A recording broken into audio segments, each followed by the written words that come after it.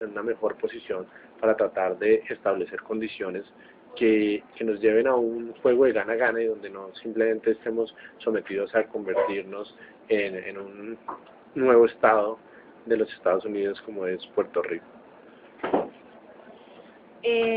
Una sociedad internacional, ¿cómo se construye? ¿A partir de qué? Pues una sociedad internacional básicamente yo creo que se construye a partir del diálogo. Lo primero es el diálogo y el respeto.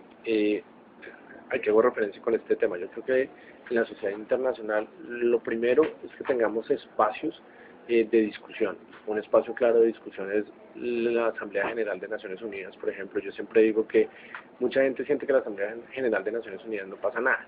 Sin embargo, es un espacio donde, por ejemplo, las personas pueden irse a expresar, los presidentes pueden ir a decir todo lo que están sintiendo. Hemos visto casos como el presidente Chávez, que incluso habló, se paró, dijo que ahí olía azufre porque se acababa de ir el diablo, refiriéndose al presidente de los Estados Unidos. Gaddafi, muchos presidentes van y se expresan. Es el único espacio donde todos se pueden expresar. Es muy importante porque esto hace que se liberen tensiones y que se puedan iniciar negociaciones. Por ejemplo, eso no pasó con el antecesor de las Naciones Unidas, la anterior organización que existía antes de Naciones Unidas y que se creó después de la Primera Guerra Mundial, y que el objetivo que tenía era todo el tema de la diplomacia para la paz y tratar de lograr que entre las naciones negociaran antes de irse a una guerra. Esa institución fracasó y llevó a que tuviéramos la Segunda Guerra Mundial. Por eso hoy en día es tan importante el tema de Naciones Unidas. Incluso, por ejemplo, en este momento se están revisando los principios de Naciones Unidas, se está revisando la estructura de Naciones Unidas para que realmente se convierta en un foro donde podamos discutir entre los diferentes países y así convertirnos en una verdadera sociedad. Y el otro punto importante es que se respeten las diferentes creencias, se respeten los diferentes valores, se respeten las diferentes tendencias económicas y que no haya un país o dos potencias como sucedió en la época de la Guerra Fría, donde teníamos dos potencias tratando de imponer dos formas de ver el mundo, que era blanco o negro, y no teníamos escalas de grises que nos permitieran ver las cosas de otra forma. Entonces, claramente Colombia hace parte de una sociedad internacional. Sí, Colombia hoy en día hace parte de una sociedad internacional y cada vez más Colombia participa en diferentes acciones. El hecho, por ejemplo, de estar contribuyendo en acciones como cuando hubo el terremoto en Haití, donde todas las sociedades van y aportan lo que pueden con sus propios recursos, de estar participando en discusiones de, como las que mencionaban, el sistema de Naciones Unidas, de estar tratando de contribuir también con, no solamente con temas oficiales del Estado, sino con las personas, con los artistas, con los diferentes músicos que van participando en diferentes espacios culturales. ¿Y cuál es la diferencia entre sociedad internacional y sistema de Estado? Pues una sociedad internacional es donde realmente, para mí es donde realmente hay un respeto entre todos, donde hay una sociedad donde sabemos que tenemos diferentes culturas, diferentes formas de pensar, pero no nos respetamos. En cambio, en un sistema de estados tenemos un esquema donde cada uno es una forma de pensar, pero está siempre previniéndose, como planteas tú, viendo cómo se puede armar, cómo puede cubrir sus fronteras, cómo puede estar pendiente de que no lo vayan a invadir, o cómo puede obtener territorios. Simplemente está en beneficio de su propio estado, en beneficio de obtener y obtener más cosas, y no en beneficio de todos, no en beneficio de buscar algo que estemos tratando de hacer todos. Por ejemplo, porque menciono yo que estamos en una sociedad internacional, estamos tratando de buscar acuerdos comunes. El claro ejemplo son los Objetivos de Desarrollo del Milenio.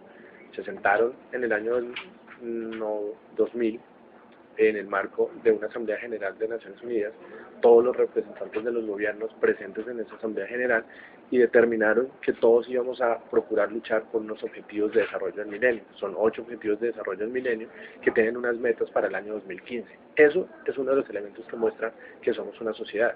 Estamos trabajando todos en temas como el índice de desarrollo humano, estamos trabajando todos en temas como el calentamiento global. Por ejemplo, tenemos el próximo año la cumbre de Río+20, donde se van a discutir temas como el calentamiento global, como la influencia de los ODMs en algunos países.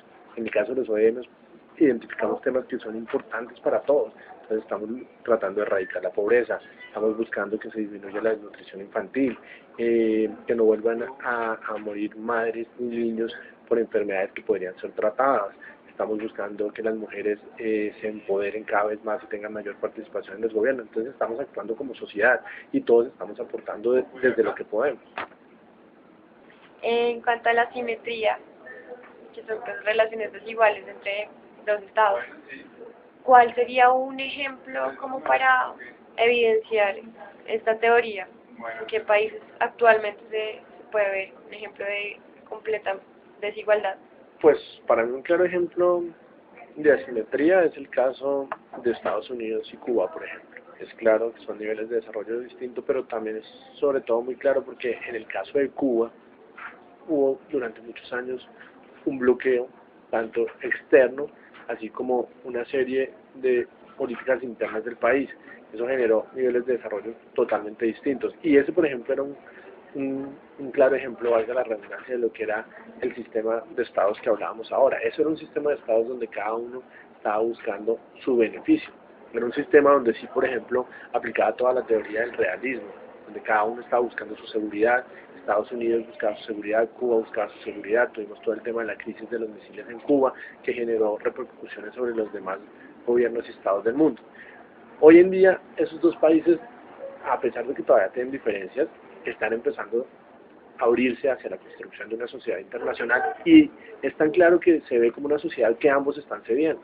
Estados Unidos está permitiendo a los ciudadanos norteamericanos viajar a Cuba, Cuba está permitiendo a sus ciudadanos una serie de derechos. Por ejemplo, la semana pasada Cuba empezó a permitir que los ciudadanos, los nacionales cubanos y los residentes permanentes en Cuba puedan empezar a adquirir propiedad raíz. Entonces, todo eso va demostrando y finalmente quedan en un proceso igual, pero en este momento Cuba es un país que tiene una clara diferencia no solo con Estados Unidos, sino con los demás países que estamos en un régimen distinto en materia económica. La simetría también habla de cuando dos estados tienen tratados de comercio, pero un estado que importa más de lo que exporta. ¿Qué consecuencias tiene? Ahí tiene una consecuencia para mí muy clara, y es el tema de que se frena el desarrollo. ¿Y por qué se frena el desarrollo de un país? Porque el desarrollo de un país, pues, para mí parte fundamental, y lo dicen muchos teóricos, del desarrollo de un país es el tema de la innovación, y es el tema de la innovación tecnológica, de la capacitación del recurso humano. Entonces, ¿qué pasa?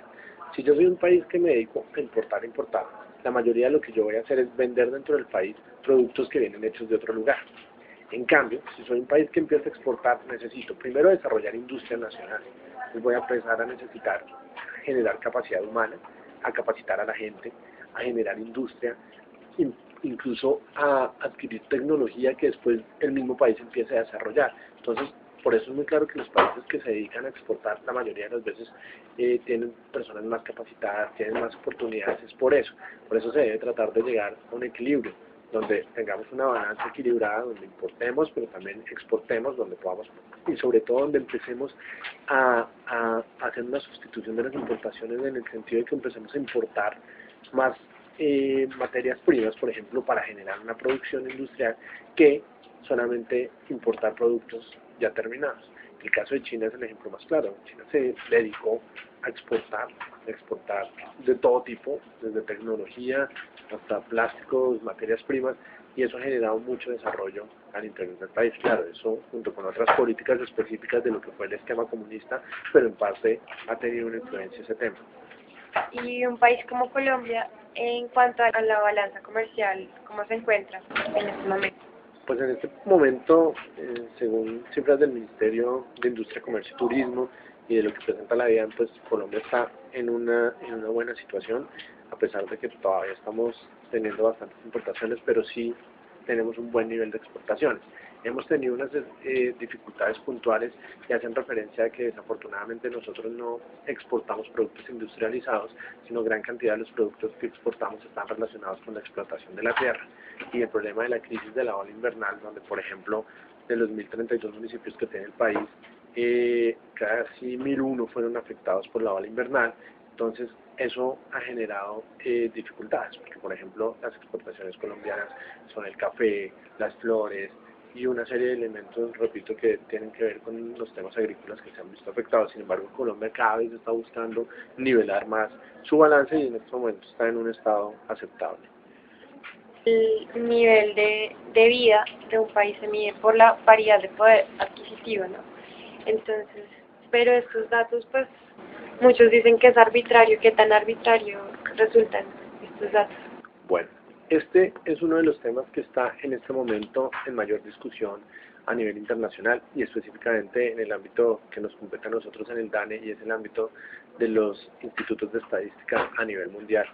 En mayo de este año hubo una conferencia en México, patrocinada por el Instituto Nacional de Geografía y Estadística, el INEGI de México, el Banco Mundial y la OECD, donde precisamente el tema de discusión era la medición del bienestar de las sociedades, que tiene que ver específicamente con este tema.